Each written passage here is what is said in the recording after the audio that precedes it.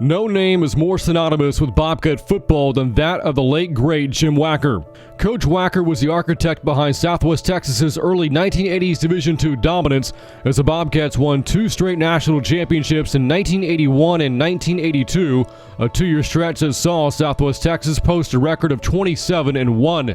His Bobcat teams won 42 of 50 games in his 4 seasons and won the Lone Star Conference in 3 straight seasons from 1980 to 1982.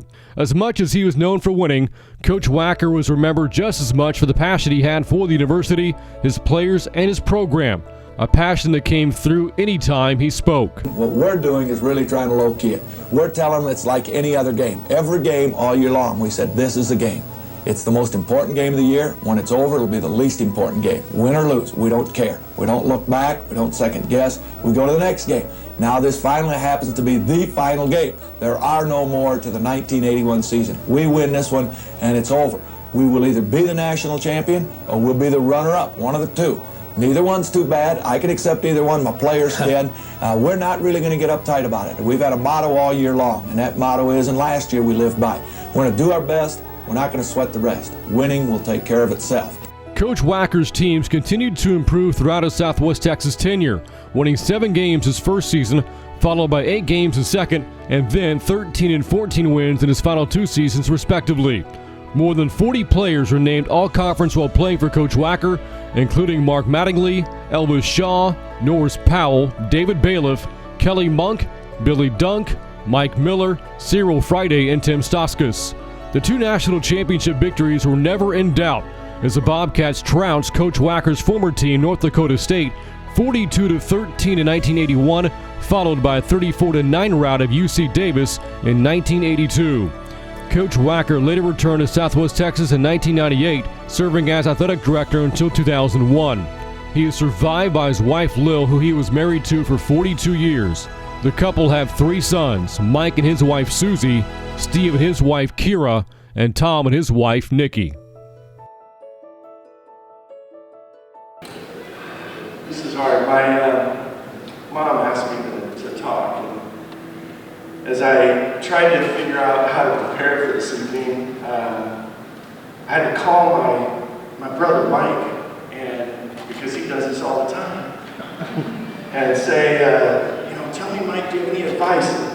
He said, Steve, there's one important rule. Write down what you're going to say. He said, it'll benefit you, but it's really for their protection. And that is very true. For those of you who know anyway. You probably stayed all night, David, at your dad in his boxers.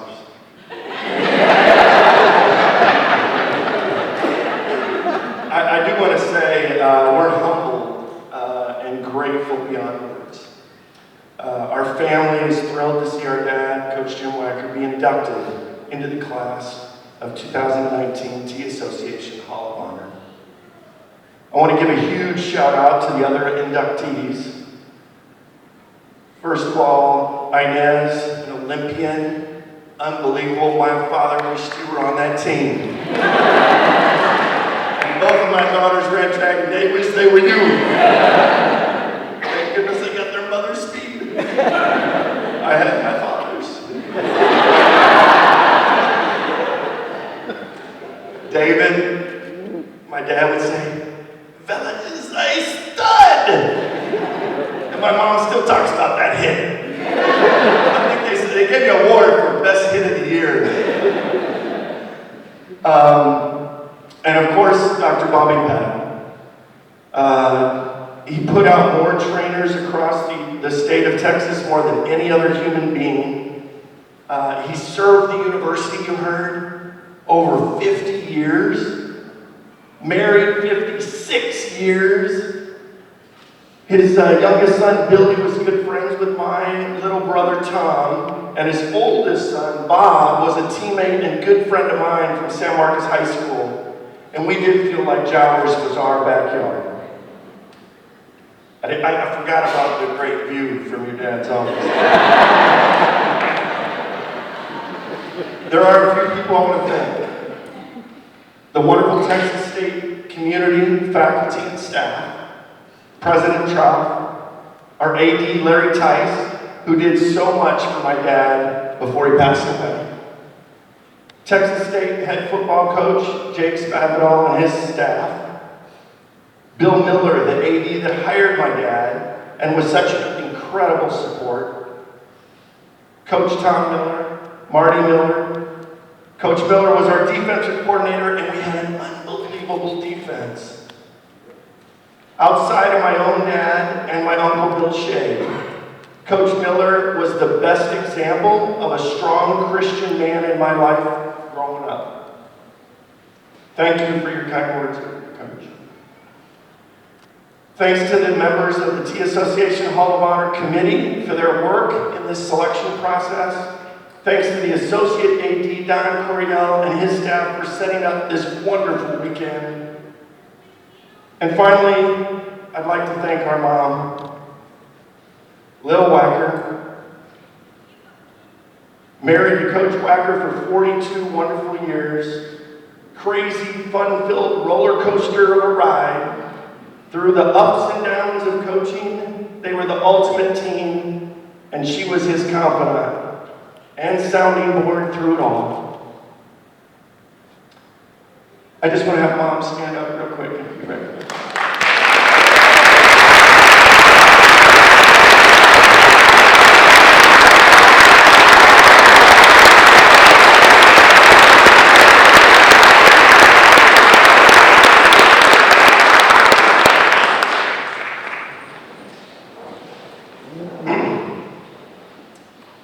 I do want to share one story that my dad used to share after my older brother's Mike's first basketball game in the 7th grade. On the ride home, Dad proceeded to give Mike coaching tip after coaching tip. Until they got home, Mom pulled Dad aside and said, "Jim, what's the most points you ever scored in a basketball game?" To which he replied, proudly, 12. And Mom said, "And how many points did Mike score in his very first basketball game?" And he said, 15. And Mom said, "Exactly. That's why we have a new rule for coaching tips. When you're coaching your son from now on, you get 1 constructive coaching point. So pick it wisely. But you can give him all the positive things that he did during the game with no limit on those." And I can remember my dad saying, "Thank goodness for your mother. Because I would have screwed those you kids up so bad without mother's coaching." As far as the coaching part of his tenure with the Bobcats, Geezo Pizzo. Those were 4 outstanding years. What made it all happen? It's always about the people. And in our dad's case, the credit goes to the players and the coaching staff. He and his coaching staff believed they could recruit a 250-mile radius of San Marcos and find and develop enough talent to win a national championship. And they were fortunate that it happened twice. Now, I'm a banker, so I probably needed my calculator, but out of those 4 years, I counted up 17 players who are now in this Hall of Honor. That's incredible.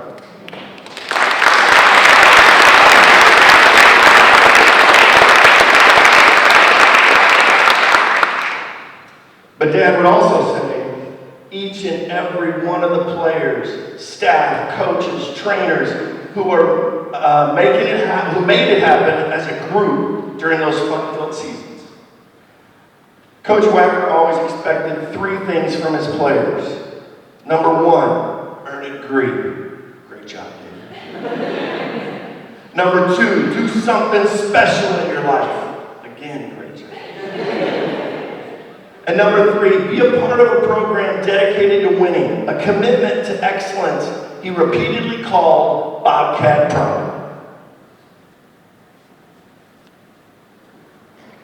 He strongly believed in his players and his staff, leading them individually and collectively to new heights, many times accomplishing things he nor they even thought were possible. He lived his passion where all could see it, whether it be his joyous, ever positive exuberance and zest for coaching in life, or his intense, demanding correction of mistakes in the quest of championship effort. As they say, iron sharpens iron, and sometimes sparks would fly, but always smothered in the love, care, and concern for his players. Many times at home, we would hear him say how he wanted his players to be champions, both on and off the field, for the rest of their lives. Here are some of the other random thoughts that he believed in. They were random. First of all, the 4 F's: faith, family, friends, and football. And he would remind us in that order: faith, family, friends, and then football. His standard was to always do things with class and integrity and a total commitment to excellence. Next, he would also say, what you become is much more important than what you get in life. In other words, it's the journey that's more important than the end result. Making the effort, having a goal, and then making the commitment, the sacrifices, the work, the sweat, laying it all on the line. That's what matters. Striving to win.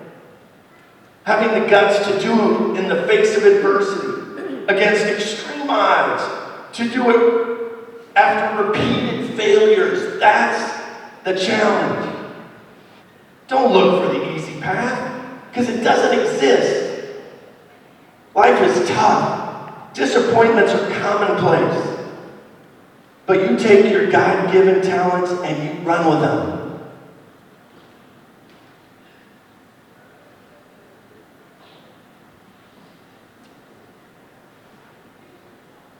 He always stressed, count your blessings, not your curses.